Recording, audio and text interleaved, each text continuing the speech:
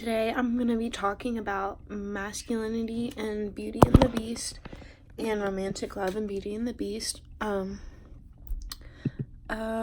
each of the two topics you choose, describe the way information about that topic is encoded in the film. What did you see and hear that the creator expects you to interpret in a particular way? So, as far as masculinity and Beauty and the Beast, I feel like the information, well, for one, the production was meant for, I guess, all audiences, specifically the younger audiences, since Disney is a children's type of company. Circulation would definitely be through books and movies, because Beauty and the Beast is a book and it's also a film, and many people have read different versions of each. The use would be, I feel like there's a lot of topics that could be the use. People say that Beauty and the Beast is fairy tale story about a girl and a boy, well, a beast to be exact. And some people say it kind of dives into the world of a castle, fairy tale, and life lessons. So we, the consumers, are the decoders.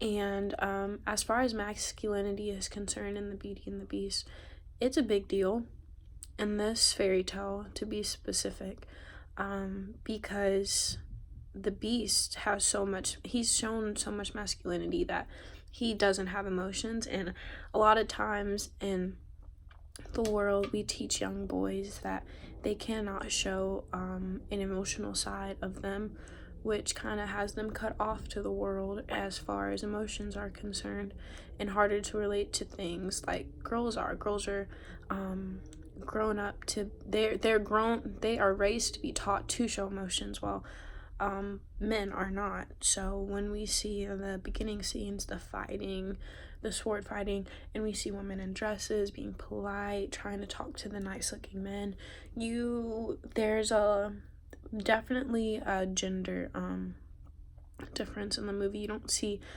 women who are playing masculine roles, and you don't see men playing feminine roles.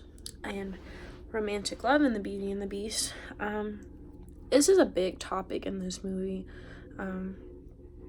The whole movie is really a romance movie about Belle and the Beast. She is held captive by the Beast, and she ends up falling in love with her captor. And as far as the rose is concerned, the whole movie or book per se is kind of showing people not to judge a book by its cover, and sometimes sticking around can lead to a better outcome than one may assume, because if she had just left and let her father die, she would have never met the Beast. The Beast would have stayed the Beast and would have never turned into a man. But she didn't come into this whole situation for any gain or money, because she didn't know that he was going to turn into a man. She just fell in love with him and followed her gut and her instincts. Have you decoded it? I think I've decoded it very well. I've also seen the movie 1 billion times and the books 1 billion times.